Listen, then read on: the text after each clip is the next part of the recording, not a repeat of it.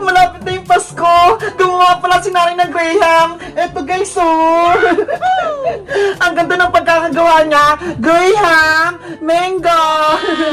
Meron pa kayo nitong handa tuwing Pasko? Kami kasi, meron kaming handa nito tuwing Pasko eh! Ang tatandaan ko, ang mga niluluto ni nanay tuwing Pasko, spaghetti, chicken, salad, macaroni salad, ano pa ba yun? Minsan meron pa kaming pizza, tapos may cake syempre, at pagtapos nun, meron din kami ng mga prutas. Lahat ng prutas meron sa bahay nun eh. Kayo ba, meron ba kayo sa bahay ng mga ganon? Kami kasi, tuwing Pasko, lagi kaming merong ganon. Nakukumpleto kasi kaming mga pamilya kapag maraming pagkain.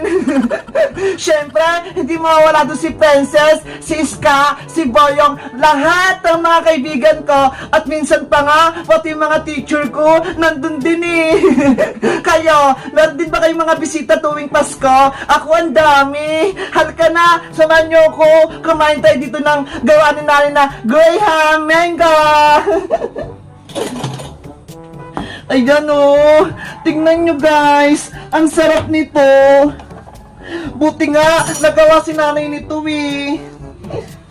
Dito ka muna, Big Bird ah. Kukuha lang ako ng Graham Mango.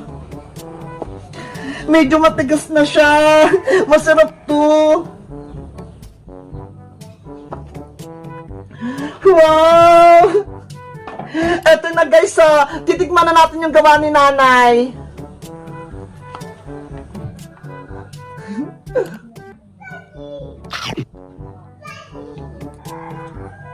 Wow! Ang sarap!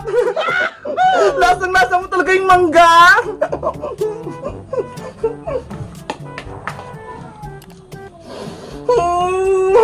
Gusto ko to!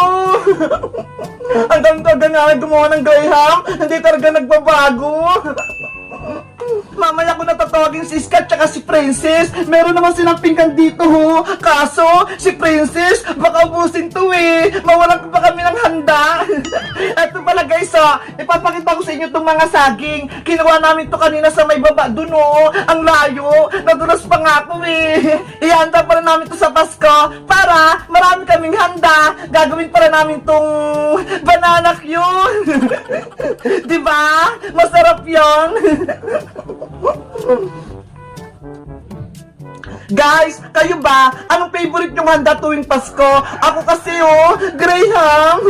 Tignan nyo, wala pang Pasko. Kumakain agad ako. Kasi ang sarap nito eh. Maubos ko na. Wow, ako.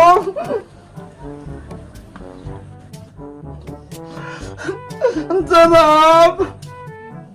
Eto nga palang Graham na to, akin hanggang dito. Tapos kay Princess, kay nanay, kay Iska. Hindi ko na sila bibigyan. Baka maubos pala.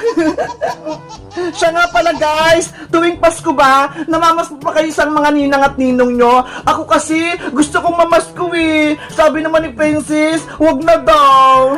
Bakit kaya? Pwede ba naman ako mamasko, diba? Anong gusto niya? Siya lang? Ako din syempre.